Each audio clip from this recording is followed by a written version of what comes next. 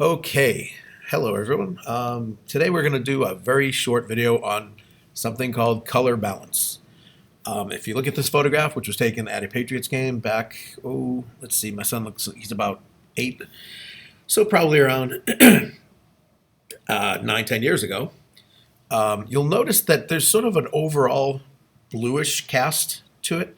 I mean, I'm not saying it because people are wearing blue, but if you look at the white parts, this woman's coat is white.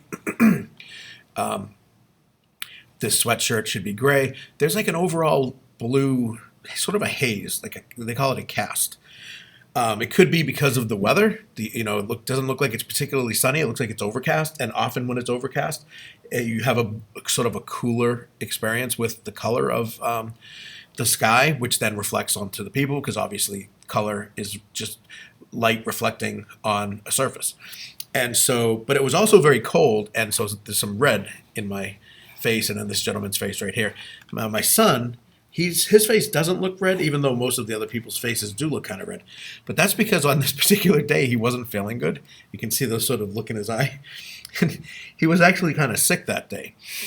He went to the game anyway, but he was sick, so he kind of lost the color in his face. In fact, he almost looks like he's almost a little bit green or something. But I'm not going to deal with that. That would be remote color balance, and there would be a way to do that by selecting it and making a mask and stuff. But just basic color balance is going to be done by going up to where it says Adjustment and Color Balance. So you'll notice when I do that, it brings up this little dialog box. And again, just to remember, the navigate is the thing that makes the picture bigger and smaller. I'll make sure that I'm on my background image. And notice on color balance, you have range, which is shadows, midtones, and highlights. There's also a button that shows compare. So if I were to do something like, add a lot of green to it, I could click this button and say, that's before, that's with the slider there. Okay, but I'm not going to do that. What I want to do is I want to take some of the blue out. So I go to the blue slider in midtones, and I pull that down a little bit. And notice if I take it down all the way, it removes a lot of blue. I don't want to do that, but I do want to take out maybe let's see what 20 looks like. And I can see it's already making a difference in the jacket, in the sweatshirt. Let's pull a little bit more. Let's go to 30.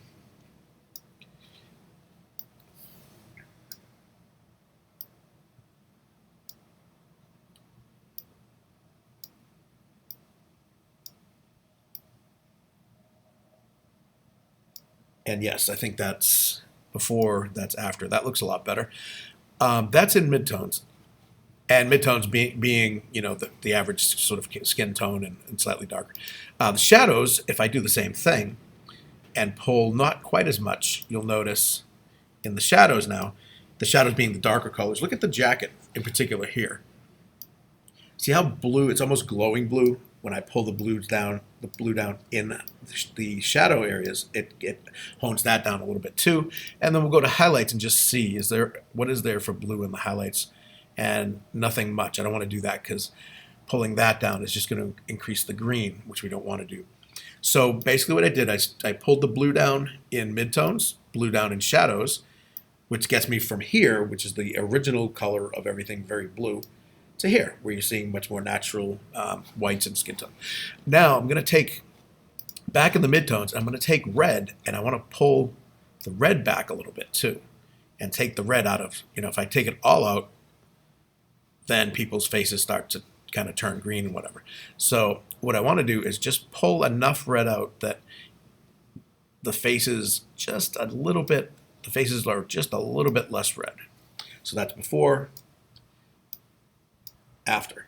Okay, so basically we have a before and after. I'm going to go to shadows and pull a little bit of red out of that too. Maybe about 10. And this, there is a science to this, but there is also, and by the way, this sweatshirt is green, and even the sweatshirt had a very blue cast in the before image. There is a science to it, and there's also a way of doing it just by visual, just by looking at it. And again, Every monitor is slightly different, so it may look different on your computer than it's looking on my computer right now.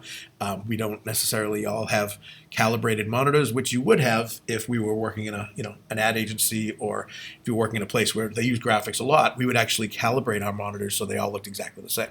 But when I'm done, I'm going to hit apply. And you'll notice now we have a picture that has a lot less blue cast and a little bit less red cast in the places where people's faces were red because it was really cold that day. All right, so that's about all there is for color balance for now.